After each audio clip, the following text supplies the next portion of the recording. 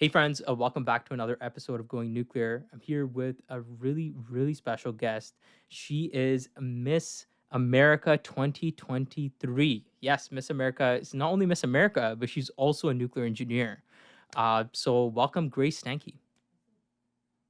Thanks so much for having me, Osama. It's been so fun because I've followed so much of the content that you've produced for a while too, and I like this is like an honor. I feel like this is a rite of passage and going on to some of your content. So I'm super stoked to be here. Thanks. That really means a lot. And I've been following your journey as well for some time, and I'm honestly I'm inspired and just blown away by your achievement, your accomplishment with Miss America, and then utilizing your platform to advocate for nuclear energy. So tell me about just let's start from the beginning. Let's tell me about that moment when you were announced Miss America. Oh, well, the moment when I was announced Miss America. So listen, there's one thing you should know is nobody expects to actually become Miss America.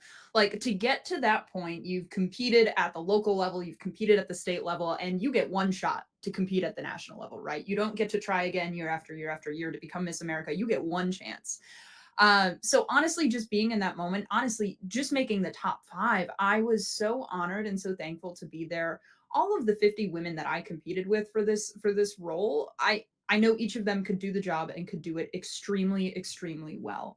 And that alone in and of itself was a huge honor. Now, hearing my name called as Miss America, I couldn't really tell you because I was very overwhelmed and a lot of emotions and a lot of things happening in that moment. It was really exciting. And looking back on it now, I'm so happy that I got to share that moment with Taryn, my Miss New York, who was my first runner up. And she is just an incredible, incredible human being that has been nothing but wonderful for me throughout this year. I love your humility and how you're still remembering your competitors and see things so positively. And tell me about growing up in Wisconsin. As a kid, your dad was an engineer, so he inspired you to obviously go down that route of engineering. But tell me about where did Miss America come in from? Like, was it like your childhood dream? Oh, my Miss America origin story. It was not my childhood dream. So growing up in Wisconsin, we've got a lot of cheese, we've got a lot of beer, we've got a lot of cows. We love our Green Bay Packers, we love the Badgers, all of that good stuff. It wasn't really something I ever expected myself to get into, and I found the Miss America organization because of my violin actually initially. So I'm a classical violinist, and I use the term classical very loosely. I feel like that puts a certain expectation on what type of music I perform. But honestly, I've played Thunderstruck by AC/DC. I've played Lindsey Sterling music. Like I have played so many different types of music that at this point, maybe just violinist is better, but classically trained. So I was competing in a local scholarship competition as a violinist when I was like 13 years old. And this is like me, a pianist, and a judge sitting in a room, right? There's like three people in this room, and I'm supposed to go up there and play. And I go up, I start playing, and I'm shaking, which doesn't do good things for your sound quality as a violinist. And as the song went on, I went on to forget my music. And it was a really frustrating thing. Like everything that could have gone wrong in that performance went wrong. So for me, 13-year-old me, it said the only resolution and the only way to solve this is obviously to perform more. I don't know why exposure therapy was my way to solve my stage fright, I guess, but that's what I said to myself. And I ended up Googling talent competitions, which honestly, I don't recommend any 13-year-old to do that because you get some really weird results. But I went through and I found the Miss America's Outstanding Teen organization. So for those that don't know, Miss America is for women ages 18 to 28, but the Miss America's teen program is ages 13 to 18. So I started competing at 13 years old. I competed for 2 years in the teen division. I won the state title on my second try. And the reason I came back a second year is because not only did I love having another opportunity to perform on a stage, I also had the opportunity to perform non classical music. And I also learned professional development skills, networking skills, confidence. I'm a 5'11 woman, like I'm physically very tall. And because of that in school, I often slouched and I often wasn't really super confident in who I was at that point. I also gained some really awesome friends. The girl who actually won the first year I competed in the teen program, I'm literally going to her wedding in 3 days. Like it's something that is so awesome, and I really fell in love with the whole organization. So I competed for 2 years as a teen, won the state title on the second try, went to the national competition, didn't get a single placement, didn't get a single award. I walked away with the pat on your back scholarship. And then I took 2 or 3 years off to kind of grow up. I turned 18, went off to college, and I thought I wouldn't compete in Miss. But then I got to college, and college is really expensive. I don't know what it's like in Canada, but it's not fun. And I was like, I hate adulting. So Miss America is a scholarship organization as well. So I ended up coming back when I turned 18 to help earn scholarship dollars to pay for school. And additionally, I had found nuclear engineering then at that point, and I really loved this as an opportunity to promote nuclear science as a whole to a completely different audience. And it was really kind of those two things that brought me back as a Miss. And, now here I am. I competed for 2 years in the Miss program, and now I'm Miss America. So I'm chilling. It's great. That's quite the journey. That's quite the journey. And tell me about like the regiments that you need to go through. Like you've obviously done nuclear engineering school, right? And that's not easy. That's not a walk in the park, right? I remember just nuclear Mhm. reactor kinetics, nuclear physics, and like going through some of Casual. the most toughest courses, just all-nighters. But tell me about Miss America. I know that's another challenge in itself because you really have to the walking, the posing, um the different regiments and habits that you have to develop. Tell me about that lifestyle. Yeah. So the walking and the posing, I would say, is maybe 5%, 10% of like the entire sort of prep work that goes into being Miss America or being Miss Wisconsin or being a local title holder. It's a very small portion of it. Competition wise, what I competed in evening gown, which is that walking, can you fill the biggest thing about evening gown is they're looking for, can you fill a presence when you walk in a room? Do you have a presence when you walk in a room, right? That's the biggest thing that is being looked at there in terms of confidence and everything. Then you have interview, and interview is one of the two most time consuming preparation things. So leading up to Miss America, actually, I'd say from March when I won my local title, March of 2022, going into Miss Wisconsin 2022, which was in June. So what, 3 months there? I did an interview probably at least once a week. And then going into Miss America, I continued that schedule. But as I got closer to Miss America, I did the interviews with people that had never heard me interview before, because when I had worked with one person for so long, she like was able to fill in gaps that I was skipping over and didn't realize. Like nuclear science has a lot of, and a nuclear platform has a lot of questions. And if you get to know it so much, then people can't necessarily spot those gaps. But so interview is one of the biggest things. Miss America interviews 20 times harder than any engineering job interview I've ever done, by the So way. so Like what goes on during these interviews? Are they like yeah, giving you like what kind of questions are they hitting you with? it's a panel interview, right? So it's similar to a job interview. And you've got five judges in a room and you're standing. They sometimes put a podium there. I actually had to sit for my Miss America interview. And this is a really funny story because, like, I'm at a table right now. So they had two, like, foldable tables and they just put a tablecloth over the two of them. We're fancy, it's okay. They had the contestants sitting right where the two tables met. Now, I mentioned I'm a large person. Like I'm just physically a tall woman.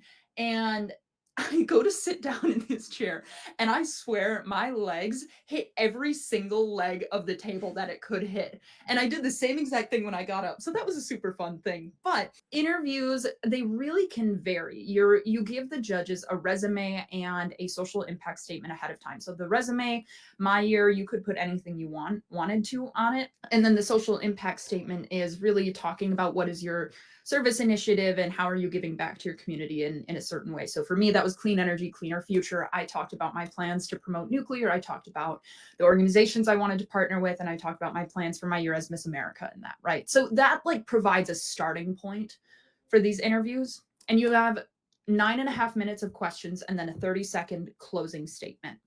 So I'm going super in depth here for you, but No, I love that. I love that. uh, It's great. yeah, so my interview is public. You can watch it somewhere, but it was really funny because there's this one point that I really vividly remember where I think they meant it as a fluff question. And this just kind of talks about the emotional turnaround that you have to be ready for being in these interviews. They ask kind of this fluff question. I think they just needed to fill a little bit of time, and they go, "Oh, what'd you do for Thanksgiving?"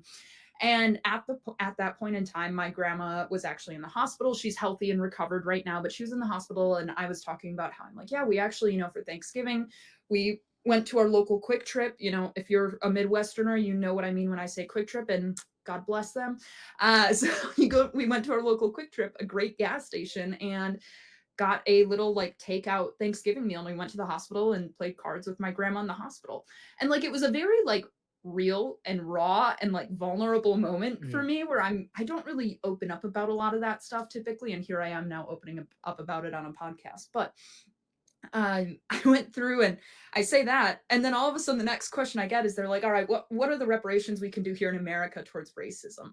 or something along those lines. I don't remember the exact phrasing. So I'm like, "All right, so here's my heart on the table, and now I got to tell you how we're gonna heal racism in America. Like, what is going on?" So there's a lot of 180s where you've got to be able to talk about your plan to of being Miss America, what you've done with your social impact already, how do you communicate it, and then how are you as a human being too? And then on top of that, can you handle questions about hot political topics? Because that's something that I get all the time. So it's really, really interesting. I think the Miss America interview process, like I would love to know everybody's different processes to getting ready for the interview, just because it's so different for every single person. I wasn't actually aware of this whole process, and I think, in the past, I may have come across some, like, clips from interviews, right? Mhm. Maybe those meme moments, right, Yeah. that you see, right?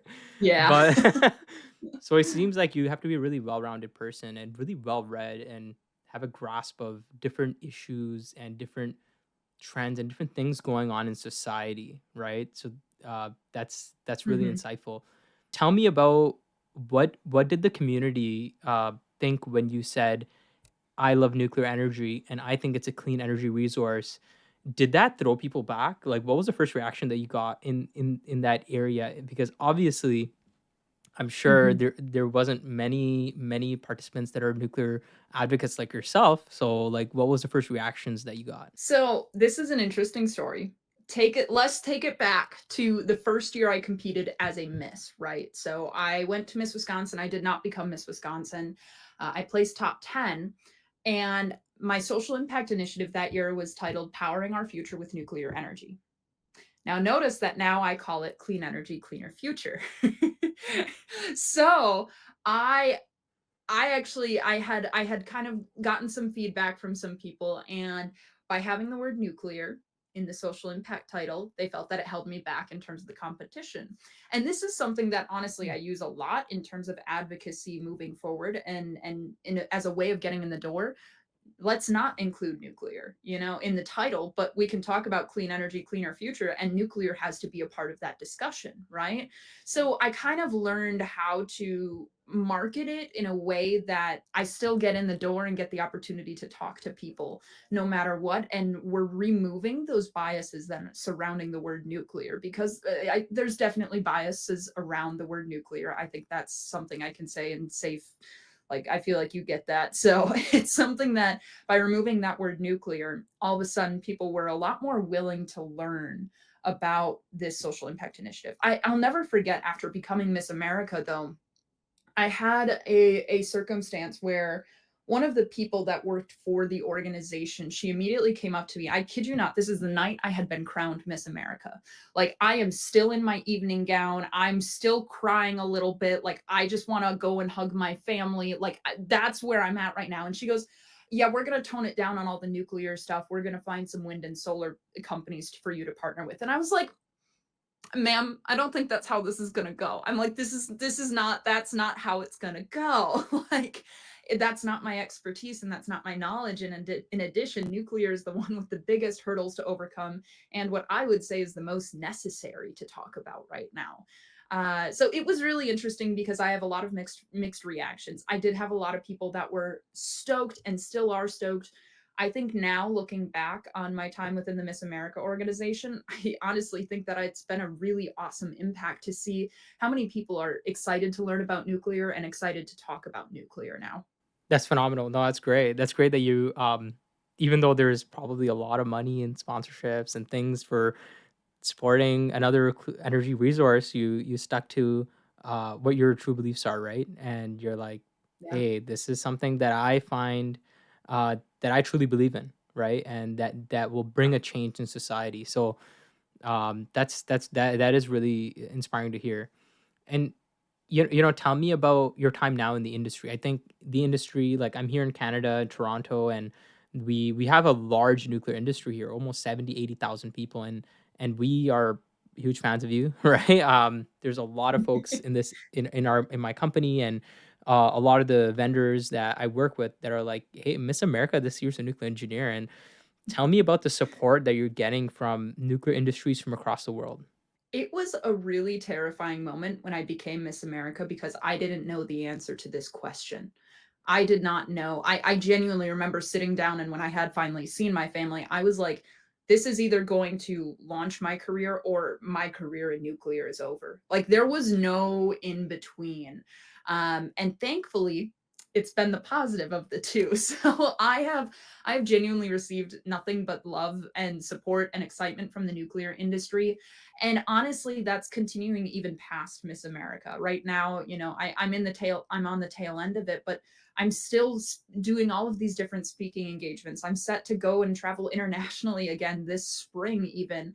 And it's really cool because it's ranging from visits to local universities and middle schools and high schools, then all the way to these international conferences, right? Like it's hitting all of the target groups that I want because I feel like you can definitely share in the sentiment that when it comes to international conferences and all of these big important decisions where these goals are being set, young people usually aren't included in that discussion. And that's something that I've really been trying to stress, that when we make plans for 2050, let's make sure the people that are working in the plants in 2050 have a say. So that's something that I'm really excited to continue on top of just grassroots advocacy, because there's nothing that makes me more excited and happy and just overjoyed to do this type of work than when I go through and I see that one little kid in this classroom watch his eyes or her eyes just light up because they think nuclear science is the coolest thing on earth, just like I do, right? Like it is so awesome. And knowing that even if I only get 4 people out of doing a year's worth of work that get that feeling, I'm like, I'm good. I've done what I need to do. And throughout this year, I think I've gotten a lot more than just 4 people excited about nuclear science. But it doesn't need to be the entire world that I change. It just needs to be one person at the end of the day. I think that's a great way to look at things, right? That you're developing that personal relationship with the people that you meet, and and I definitely Mhm. felt that when I heard you speak. I was at the Atlantic Council Summit. I know we didn't get a chance to meet there, or at COP. Yeah. We crossed paths, but when I heard you speak, I did feel that it was so genuine, and that's what I like about your style of advocacy. It's so personal and it's so genuine, right? So, Oh, well, um, thanks. yeah, I really do mean that. Thank you. And it does inspire. Even the older people in the crowd were definitely inspired. They're like, wow. I think that the nuclear industry really needs that, right? We need that new vision and that new that youth, that spirit to come in Mhm. and kind of warm up everyone's hearts, right? I just feel like the industry had been kind of going downhill, and then now it's kind of going up. And I Yeah. think that youth, that the energy that influencers like yourself and Isodope and Eric Meyer, like Generation Top, like this is Mhm. kind of like that new wave that's bringing up the industry. What's your vision for your impact in the industry? I know you're in the industry now. You're doing a technical role, but also advocacy. Tell me about that mix. Tell Mhm. me about, if you're allowed to speak, about your role and a little bit about Yeah. what your plans are for. Yeah, so my role immediately following Miss America, first, I'm gonna throw this in there. First, I'm going to Africa. I'm gonna go take a little vacation. Okay. But after that, when I get back, I'll be starting in March of 2024 with Constellation. So for those that don't know, Constellation is America's largest nuclear fleet. They own and operate 12 different nuclear power plants across the country. So it's really, really cool and exciting. I co-opted with them previously, and I really enjoyed what I did there, and I'm coming back in a very different role. It's something that in terms of, you bring up Isodope and Eric Meyer and all of these other awesome, awesome advocates, that it's so cool to see all of these people that are thrilled to talk about nuclear. To me, why isn't that a paid job in the industry? Like, this should be a paid job. So one thing that I've really been trying to do in throughout this year is, this position that I've been able to work on with Constellation. I'll be a core design engineer, yes. So I'll go through and I'll do the training, but that's only going to be my job about 60% of the time. The other 40% is going to be continuing this advocacy work. So that's going to be a big focus on school visits and policy sort of side of things, and things along those lines, which I'm super stoked for. Companies that it didn't necessarily fully work out with, that I was discussing with, I still am strongly encouraging each and every one of them to hire an advocate full time. Like, this is what we need, is just somebody to be able to connect with people and the general public that understand the technical side of nuclear, but can still just be a human being. Like, nuclear is kind of scary and a little bit robotic, and it's really unknown, and people don't understand it. And sometimes all it takes is just a story to get people to feel comfortable. And that's really, my whole strategy when it comes to advocacy is storytelling. And it's a ton of fun, and it's great because we live in this world where facts don't always convince people anymore. It sometimes takes that emotional connection to convince people now. So it's something that I use a blend of both. I like to work facts into my stories and things like that in ways that people don't realize that they're learning things too. But it's really awesome because I'm excited for moving forward with that role within Constellation. We'll see what the future holds. I don't know what the end goal of my career is right now. I'm just kind of playing it by ear, and we're gonna see what happens. Yeah. I don't like to say no to opportunities. I'm like, maybe I'll go into government. Maybe I'll push to be like chief strategy officer. I don't know. I don't know. We'll see. Maybe I'll do advocacy full time independently. There's a lot of different options that I've been kind of weighing out, that I don't really know exactly what I want to do in the long run, but I know nuclear will always, always, always be a part of my career. It's something that I'm very passionate about, both on the power side and the medicine side. Maybe I'll go into medicine at some point. I don't know. I just toured North Star here in Wisconsin, and I'm like, man, it'd be really cool to do radiological isotope production. And you guys got both of that going on in Canada now. Isn't it Bruce? Bruce is doing that. Yeah, Bruce, That's cool stuff. OPG, Framingham, like lots. Yeah, there's a huge wave here in radioisotopes. Uh, Oh, so I it's love it. I was under the assumption that you would take more of an advocacy role going into the industry, and so Mhm. to see that 40% of your time is going to be or 60% of your time is going to be doing nuclear engineering or reactor core engineering. um, that's very phenomenal. Like, are you excited to also explore the technical aspects, and why even keep the technical aspects at that point? um Yeah. Yeah, so okay, first of all, I wanna make it clear, like, I technical wise, I know I'm not the best. I can do it, I can hold my own. I have worked with scale, I've worked with MCMP, I've worked with, Casmo and Simulate, like, I've done all of the things, and I know I can do it, but I know it's not my strong suit, and I know it's not necessarily what this industry needs right now. I'd rather play to my strengths, which I can communicate. I can understand the technical side of this, and I can communicate it to literally anybody of any background, any sort of knowledge level. And that's something that I think we need more of in this industry. I should not be one of few people doing this. We need to have this happening everywhere.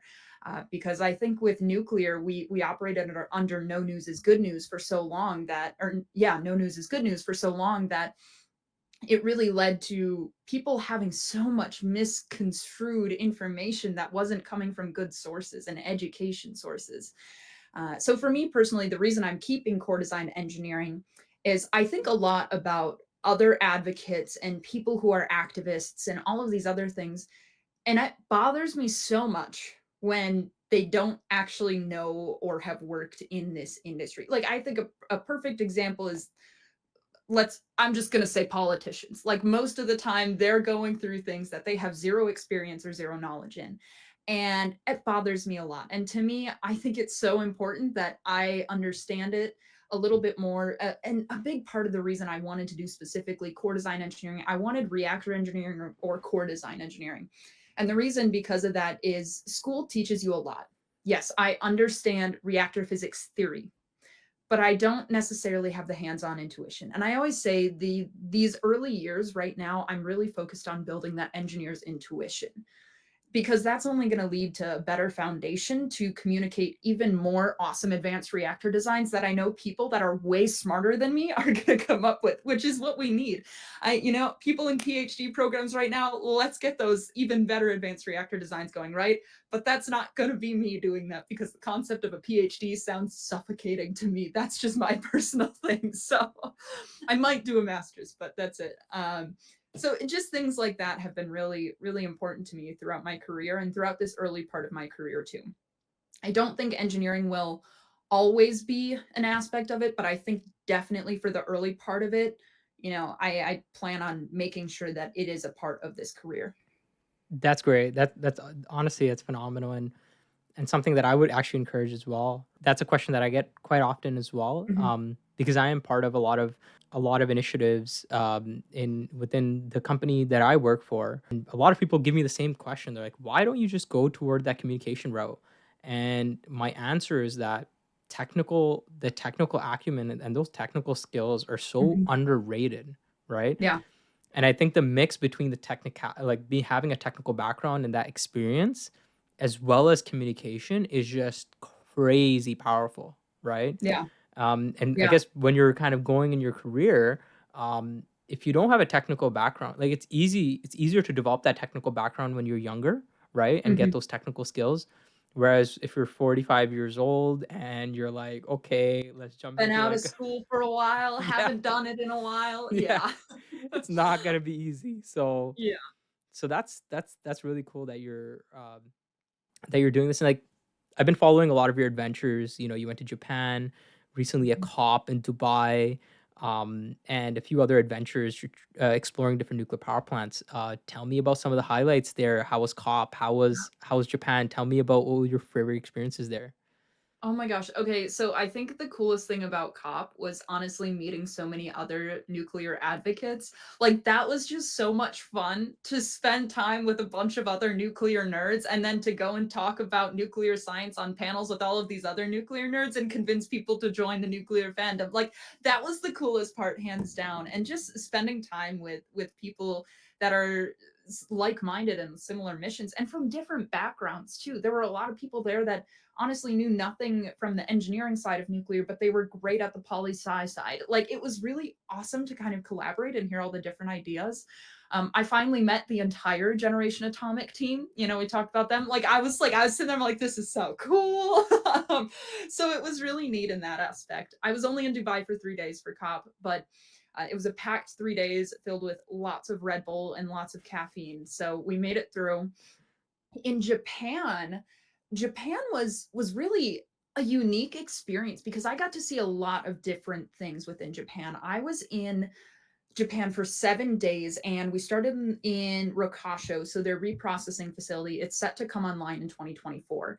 And it was really cool because, like, we don't have reprocessing in America. So I'm like, this is neat to see a country like Japan, still here and building this. In addition to that, I went through and I was able to go to Fukushima Daiichi in person and see that, which that was such an unexpected experience. Like, that's the only way I can really describe it. It I feel very American saying what I'm about to say, but the fact that the company that was running Fukushima Daiichi took complete responsibility for the circumstance is still like so mind-boggling to me. They take 100% responsibility and they're cleaning up and they're doing the work and everything. And it's just like I'm like I've never heard of a company like actually owning up to a mistake before, So it's really interesting, and it was a really unique experience. And then from there, we were in Osaka University at the research center for nuclear physics there, and it was awesome because they've got this accelerator and all of this different cancer research going on. And I was sitting there talking about it in a room and everything. They're kind of giving me a presentation on what they do, and they're like, "Yes, we're in clinical trials for curing cancer." And I'm very used to saying like, "Okay, so what type of cancer?" So I ask, and they go, "Oh, all cancer." And I'm like, "Oh, Okay, casual flex, like casual flex, my guy. I was like, okay, we're just curing all cancer here. And then my last stop was going to an operating nuclear power plant in Japan. So that one was called Mihama. And it was just overall, it was a really cool experience. And I think the one big takeaway from Japan that I think is so impressive and what I think may make Japan a global nuclear leader is the fact that Japan has been through it with nuclear. They have every reason to slam the door on nuclear. Like they have every reason to. Yet they're still aggressively pursuing it. They are still looking to reopen some of their plants. They're applying for renewed license. They're changing their laws to help support these nuclear power plants that are currently operating so they can get license extensions. And like that is just so amazing. Like it is something that I hope that every country and honestly every person takes away. Just because like I think you can probably understand this when you know the biggest thing I deal with in terms of advocacy is well what about Chernobyl, what about Fukushima? Ask the Japanese that, you know, they obviously healed, they've obviously moved on, and they're so awesome. And just like it was really cool. Yeah.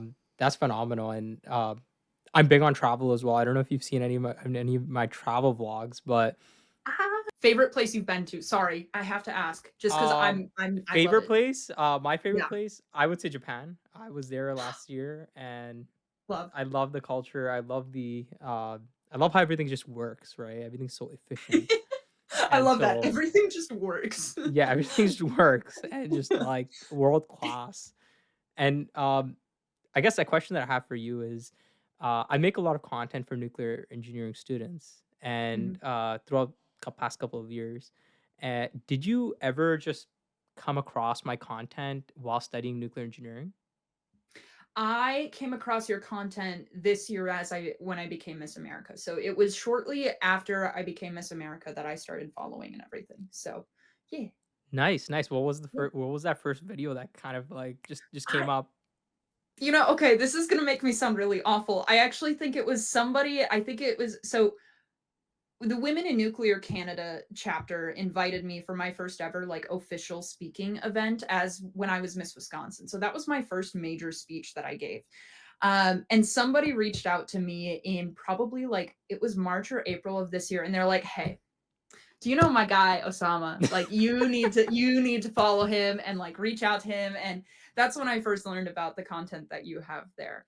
I guess maybe I might have like accidentally seen your content because I feel like you know as a nuclear engineering student a lot of the time you're googling things Yeah. and you're just desperate for the answer because you're crying and it's 3 a.m. and you want to go to sleep and you have had too much caffeine. So there might have been a different time before this that I did come across the content, but I just might have not have recognized it either. Okay, that's funny. That's funny. I'm just like my tags are just like nuclear engineering on all of my videos. Yeah. So I'm like, I hope every nuclear engineering student at least comes across my video somewhere along their Yeah. academic career. So that's funny. That's great. And that just goes to show like word of mouth, right? Like I Mhm. think word of mouth connections and contacts Yes. are so underestimated. And I think that's a space where uh us as influencers can get into sometimes, right? Yeah. Where we think it's all about the views, it's all about the subscribers, it's all about, the numbers, chasing the Mhm. numbers, but it's actually those relationships and um those networks that you develop. So tell me about relationship building, right? And Yeah.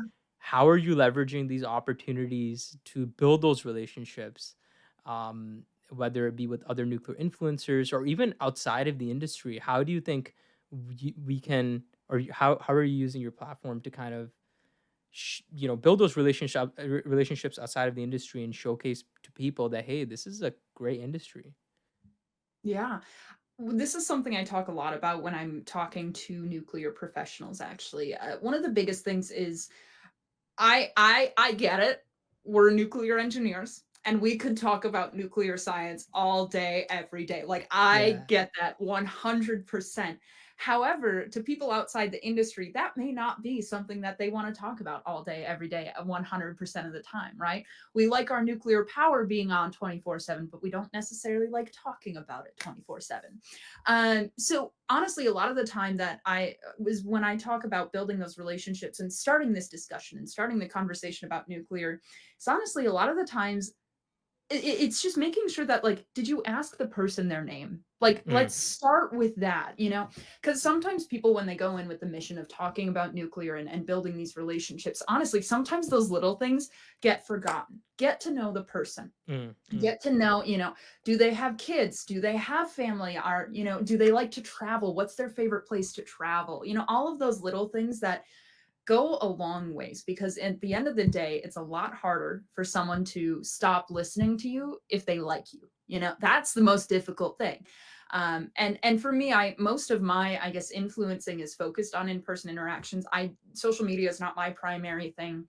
I just go through and usually I'm talking to people a lot about violin or water skiing or hiking or national parks or Miss America for probably 15, 20 minutes before we really start to dive into actual nuclear discussions, where it's a deep educational talk about nuclear. It's not necessarily all right, hi, I'm Grace Stanke. Let's talk about nuclear energy, right? Like that's an immediate way to just get blocked.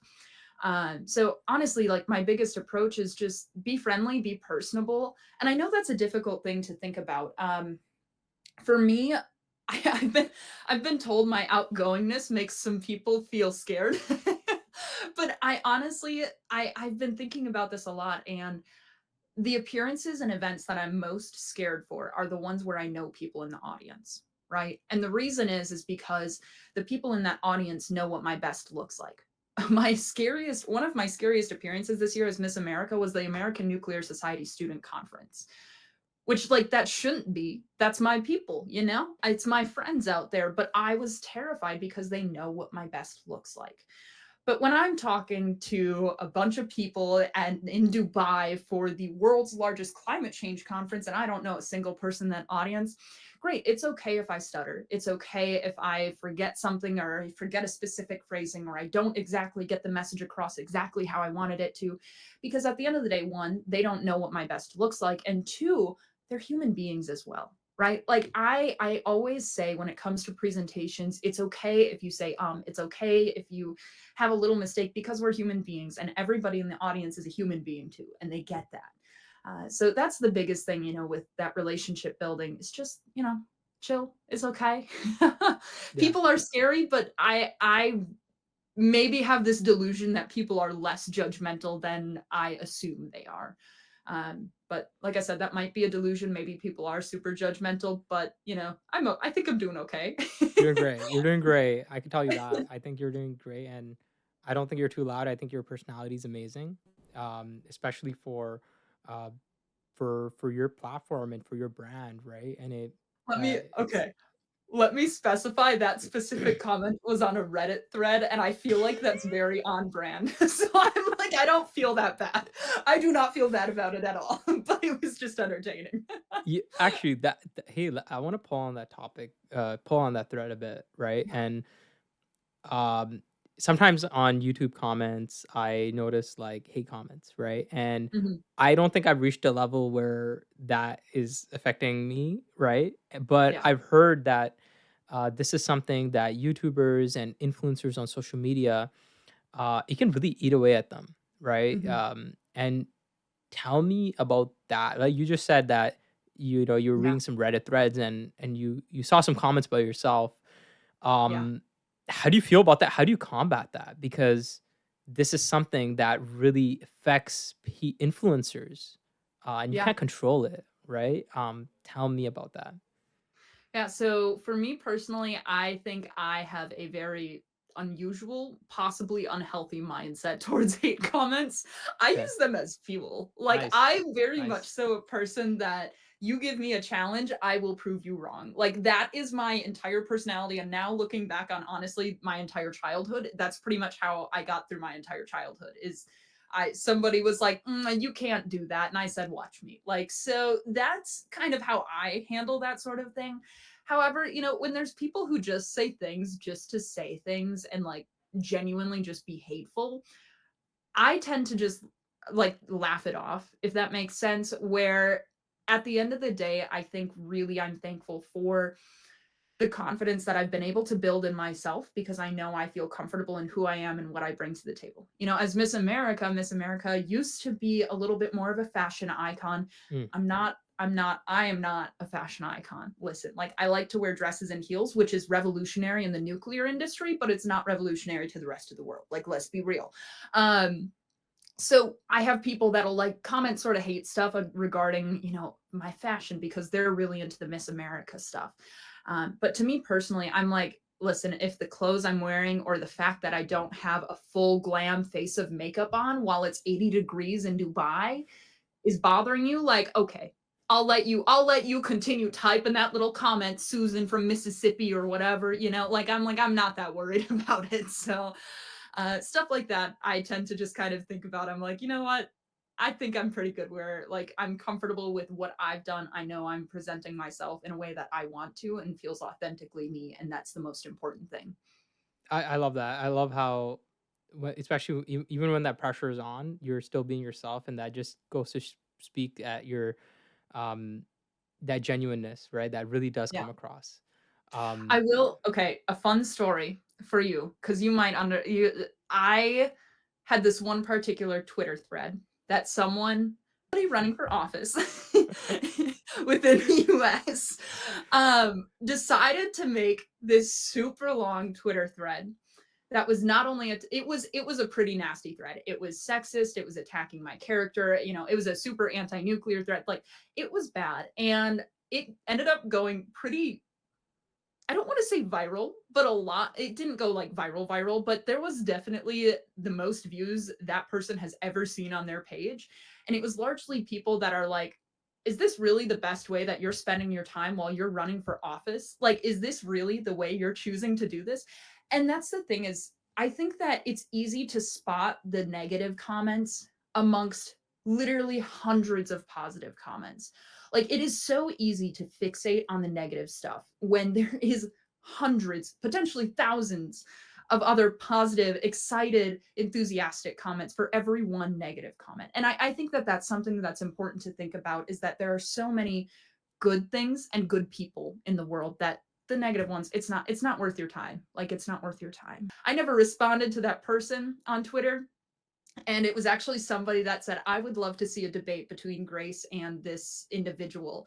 And all of a sudden, the Twitter thread got taken down. Like it's non existent anymore. It was really funny because I'm like, I would do it. I was like, I would do that. I have no shame. Like, hands down, I'll fight someone. I love the positivity, and I love your perspective, and I think that's really important to have that thick skin and that optimism, especially when you're in the limelight like that. Any any um any special like shout outs that you've gotten on Twitter from like, I don't know, Elon Musk, or like any influencers that you were unexpected and they're like, yeah, go girl, like nuclear energy, Miss America, let's do it.